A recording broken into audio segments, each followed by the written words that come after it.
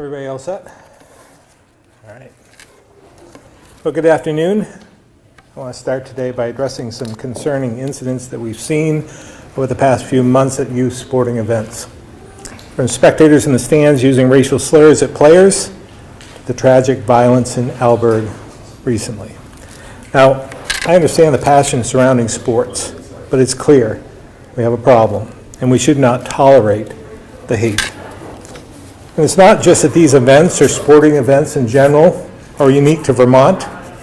I believe it's a symptom of a much deeper problem where there's far too much anger and a lack of respect in our society. We're constantly being divided into camps, whether it's politics, religion, race, or social issues, where everything has turned into us versus them. Too many want to stoke fear, raise the temperature, which can sometimes lead to violence. We see politicians convince their supporters that the other side is the enemy, and some in the national media choose to ramp up conflicts to get more views, sell more papers, or increase their ratings. And when both politicians and media are successful with those strategies, they end up pitting neighbors against neighbors. Unfortunately, over the past several years, we're seeing more and more of that build up and boil over. And it leads to big problems, like storming the Capitol, but also on a smaller scale, like what happened in Alberg. None of us should find this acceptable, and all of us have an obligation to tone down the rhetoric, recognize the humanity in everyone, including those we disagree with, and just be better role models for our kids. The idea that a brawl would break out amongst adults in front of their kids at a middle school basketball game is just plain sad. Our kids watch us every single day. Many of them want to be just like us. What message are we sending? What are we teaching them about how to handle disagreements when this is what they see?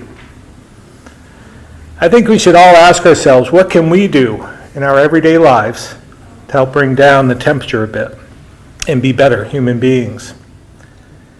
Maybe it's something as simple as deciding not to wade into that keyboard feud on social media with someone you'd never met, or even take a break from Twitter or Facebook for a week or two. And maybe, instead of flipping off the driver who cut you off, you let it go and reflect on the fact that you probably made a mistake or two behind the wheel as well over the last few months.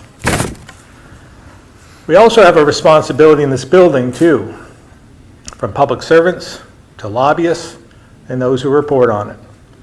Not every disagreement has to be a battle or a fight. I think almost everyone here just wants to make Vermont a better place. So let's use that as the starting point. Now, reasonable people can disagree on issues. In fact, it's healthy to do so. So it's really about how we have that conversation. But it doesn't mean that we're not trying to do what we think is best. And it certainly doesn't mean we don't care about the well-being of others. We just have different thoughts and approaches on how to get there. It all comes down to respect and civility and doing our part to calm things down when tensions are high and things get heated. At the end of the day, whether you're a parent, coworker, public servant, or leader in any capacity, the things we say and do carry much more weight than we might think. So before acting, just remember, regardless of age, we're all role models for someone. And we all need to play our part. And it's never, never too late to be a better person. Lastly, turning to state business, I want to share our thoughts about the Budget Adjustment Act that passed the House and is moving to the Senate. First of all, I'm grateful that there's a lot of agreement in it. But there are some areas we believe need further consideration, which Secretary Clauser will now cover. Thank you, Governor. Good afternoon. H-145, the Budget Adjustment Act, or the BAA, includes dozens of adjustments to last year's budget, as well as time-sensitive one-time initiatives. The governor's recommended budget adjustment included approximately $57 million for one-time initiatives like municipal assistance grants, broadband state matching funds, additional funding for the Vermont Housing Improvement Program, and money to address the critical need for youth inpatient beds. Importantly, each of these recommendations were evaluated simultaneous to our work on the full FY24 budget. That means we considered all other priorities when making these decisions. The House passed budget adjustment, which, as the governor said, will now be taken up by the Senate, includes all of the governor's recommended adjustments to last year's budget and the governor's one-time initiatives. It also includes almost $90 million in additional spending on numerous House initiatives and investments. The administration greatly appreciates that the House included all of the governor's initiatives, and we look forward to working with the legislature to put these funds to immediate work upon passage. The administration also recognizes that several of the smaller investments added by the House should be considered by the Senate.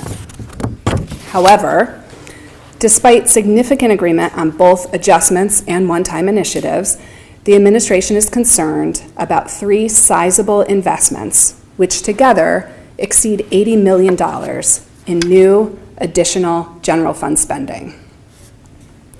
These investments may be good investments, but we don't believe budget adjustment is the best place for their consideration. Ultimately, they are policy decisions that require more time for legislative review and should be weighed with all other priorities in the FY24 budget.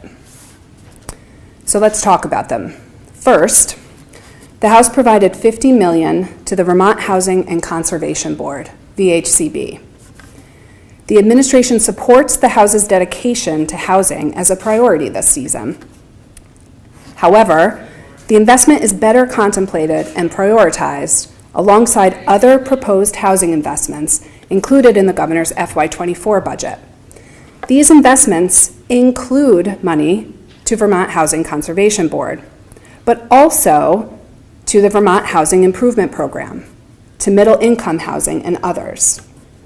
If the legislature directs $50 million to VHCB in budget adjustment, it could come at the expense of other diverse and essential housing investments, which policy committees have not yet had time to consider. Second, the House provides $20.9 million to extend and expand the Pandemic Emergency Housing Program through June. As the federal funding for this pandemic program is winding down and the federal public health emergency is ending, this proposal uses state funds to expand eligibility back to pandemic levels of assistance and extends that expansion through June 30th. The House's proposed appropriation of $20.9 million for an additional 3 months threatens funding for more effective, longer-term solutions that work to solve the housing challenge and should be considered alongside all housing proposals and supports contained within the FY24 budget. Third, and finally, the House invests $9.2 million in bridge funding for organic dairy farmers. The administration is acutely aware of the economic challenges facing Vermont's agricultural sector and is not opposed to providing support for organic dairy farmers. But the appropriate venue, again, for this conversation would be in the context of the FY24 budget development, not budget adjustment. This funding was provided by the House with no input from the Agency of Agriculture, Food and Markets, or from other market participants other than the organic dairy farmers. Further evidence that this is not ripe for inclusion in the budget adjustment is the language in the budget adjustment, which holds these funds in reserve pending additional study and action by the legislature. So there's no urgency here. Again, we appreciate the partnership on the governor's proposed initiatives and adjustments. However, for the 3 initiatives just discussed, This additional spending will come out of the FY24 budget. And as a result, this is not something the administration can support without understanding what will be removed to accommodate these additional investments. Governor? All right. Now I'll open it up to questions.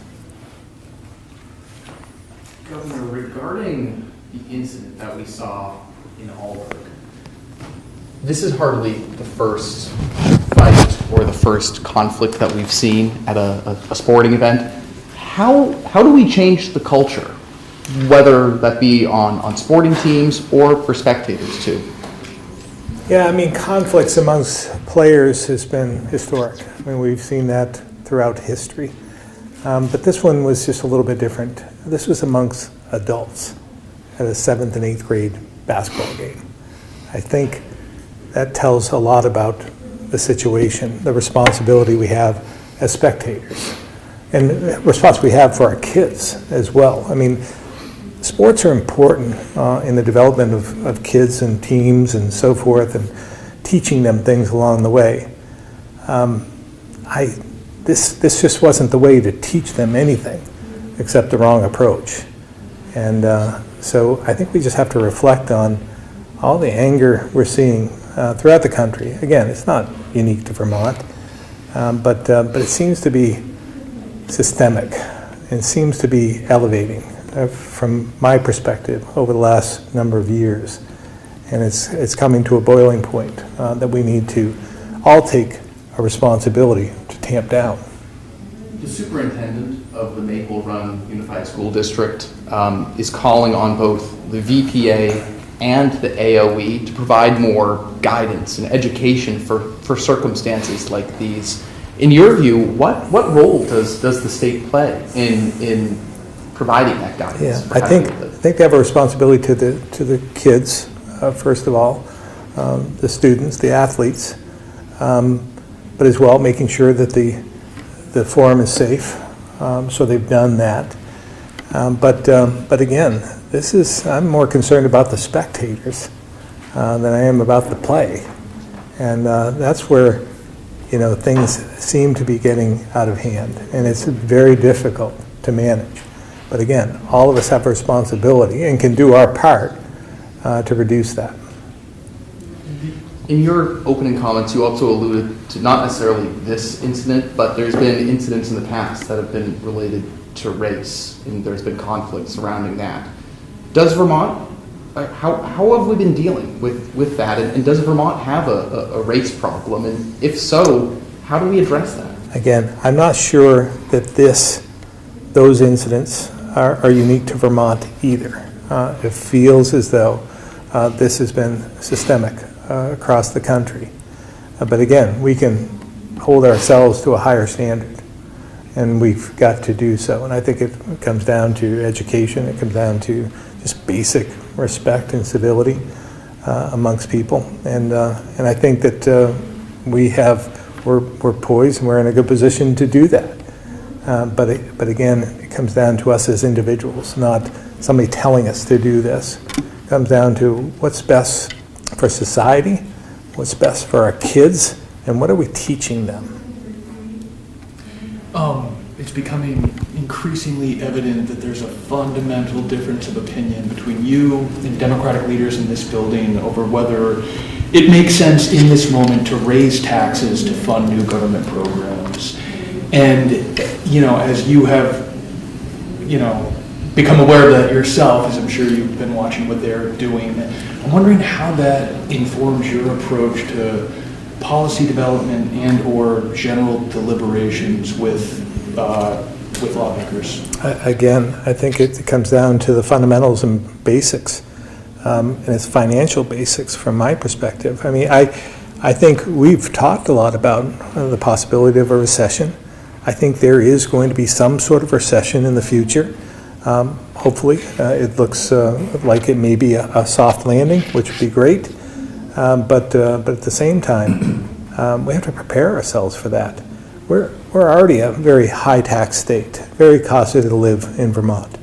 We need more people here, and we can't add to the affordability issue that we face. So again, what we do now will have a far-reaching effect on us in the future. And for those of us who have been through some downturns over the last 2 or 3 decades, I think we should listen, and because it's coming and it's going to affect us, and we're going to have to make some very, very difficult choices in the future if we don't do this right now. Presumably you think there are times when it's appropriate to raise taxes to fund something that is in the public good. What's the thought process that you go through when determining whether the state is going to be better off for having collected this new tax than it would be if that money stayed with residents? I think there's a better approach. Again, we have common goals with a lot of the initiatives. It's just how we get there. And for instance, the paid family leave. I think the approach we're taking with a volunteer program sets up the structure, builds the foundation for something that we could utilize in the future. And in the future, having, so that we don't, as a state government, have to build another bureaucratic bureaucracy to oversee it. It's going to be the private sector that's able to develop that, or already developed it and utilize it. So if we move forward with that in the future, in 2 or 3 years, when we have maybe, hopefully, with some organic growth in our economy, we'll be able to pay for it with existing funds without having, we've proven time and time again that if we focus on the economy, grow the economy, and we'll bring in more revenue organically, which we have done consistently over the last 6 years. So raising a tax might stifle that economic growth and put us further behind in the long run. This will be my last question. Maybe I'll rephrase it. Under what circumstances do you think it is appropriate for government to raise taxes on people? The problem is, in Vermont, we've already done all that. We've already raised all the taxes over the years, and that has stifled our growth. It's stifled, I think, economic opportunity. I think it's led to many people not being able to stay or attract as many people as we need. So again, I don't think we should be raising taxes. I think we should be growing the economy to grow that tax revenue organically rather than with another tax. Governor, do you ever feel, obviously you are the governor, but do you ever feel like you have to put a governor in the mechanical sense? You're a race car driver, so you know the idea. Something on the motor that will keep it from going too fast. Do you ever feel like that when you're dealing with the legislature? Well, I think there is a responsibility to make sure that we're not over-revving. And when that happens, we don't protect the economic growth of the state and have far-reaching consequences if we do way too much or raise too many taxes or do anything to make it more unaffordable here in Vermont. So yeah, I think I have a responsibility to make sure that we can get through this, that we can have measured growth and all get to a better place in the future. I don't know the precise number, I know it's out there, but states with divided government, like you, a Republican in the governor's office with a thoroughly Democratic legislature, does this make your life more difficult, more challenging? I don't know any better, to be honest with you. I mean, I've served in the minority my entire political life, so I've never served in the majority. So I don't really know what that's like, but I was interesting. I was on the phone with Governor Lamont in Connecticut, and I saw one of his tweets yesterday where he's cutting corporate taxes and helping out the middle class. And I'm thinking, what's happening here? I mean, here you have a Democrat in another state, New England state, and he's cutting taxes. And we're trying to help with EITC and help reduce the tax on those living on fixed incomes with Social Security and so forth, and help the lower benefit folks. And we weren't that successful in doing so last year, and we're trying it again this year. But there is a little bit of role reversal here in different states. Back to the school fight, I mean, I just want to make it clear. So you think the same degradation of society, or however you want to describe it, that allows something like that to happen in Alburgh and is the same thing at the other end of the spectrum that led to the January 6th insurrection? I think there's a lot of anger throughout society, throughout the country, that we're seeing boil over in many, many different places. Again, this isn't unique to Vermont, but I do think that what we saw there was just so, again, so sad, so unusual, and unnecessary. There's no justification. Albert. We better say Alberg, by the way. With the H. Yes, yes. But there's no justification for what happened. I don't care what the situation was. There's no justification for a brawl breaking out amongst adults in front of their 7th and 8th grade kids who are playing basketball. None. Thank you. Can we go back to the BAA for a second? Sure. I may be getting way ahead of myself here, but if the BAA passes as it currently stands, do we have to veto it? I think you're getting way ahead of yourself. I don't think, in all my years here, I don't think, I think there are some questions in the Senate on this issue. So we'll see what happens, but I think we'll come to agreement. How do you, in the dynamics of the legislature that we have right now with the supermajority that the Democrats do have, I mean, do you feel that you are being listened to, frankly, when they have theoretically the votes to override a veto? I think they, to be honest with you, I think they did listen. They included all the initiatives we asked them to. They just went a little further than we'd hoped. And they did that very quickly. And it may be for good reason, but now it's for the Senate to flush that out, maybe take some more testimony. We just like for the housing, for instance. I don't think any of us are disagreeing on the investment in housing. We all want that. We've been talking about that for 6 years. So it's just, we need to have the conversation in its entirety. We have a lot of other pieces to this puzzle that are in the big bill. And we just want to make sure that we consider everything rather than just one smaller piece of it.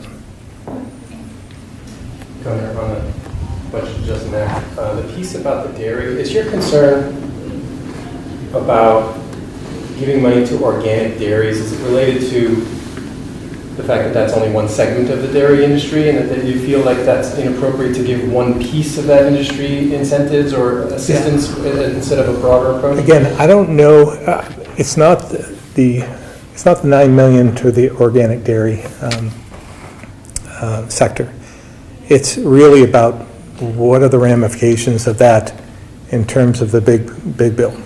We've included $13 million for agriculture in that sector. Is it coming out of the $13 million? Where's the money coming from? And again, we should look at the entire agriculture sector when we make those decisions. So again, I'm concerned as much about where does the money come from.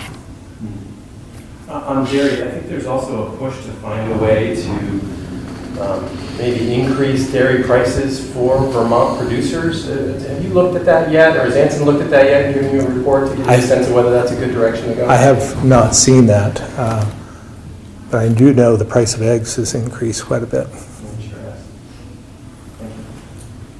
Governor, the Vice Chair of the House Committee on Energy and Technology, which oversees the Vermont Community Broadband Board, also sits on the VCBB as a representative of the communication union districts. State law explicitly prohibits an active legislator from sitting as a legislative representative on that board.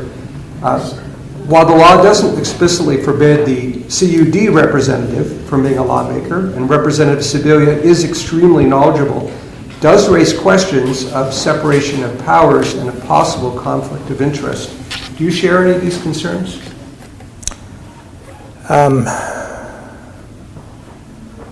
It's the first I've heard of this, but we have House and legislative ethics policies, and I'm sure that they will react accordingly if they think there's a conflict of any sort. I believe that the House leadership will take that into account. I also have a great deal of faith in Representative Sibilia to do the right thing. So I don't have any question about her capabilities or her sitting on in the House, in the legislature. We have a number of folks in the legislature that have, we're a small state, have some conflicts. And I know in the Senate we have a mechanism to ask leave of the Senate if you have any type of conflict, so that it's visible, and then the legislature or the Senate votes on that. So I'm not sure about the House rules, but I think it will be dealt with appropriately. Do you think the pandemic, the lockdowns, and the remote schooling, I know the educators are saying that children are having a real mental health crisis in part due to that. Is that connected to this sort of, maybe what happened in Alberg and the general mood of anger? I don't really have the answer to that, but I do know there are a number of mental health issues amongst many throughout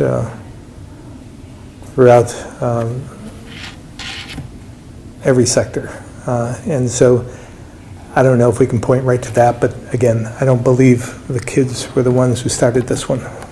This was adults, and adults should be able to handle that. Governor, I have a quick question about the veggie program again. That's now getting some closer scrutiny in the House committees.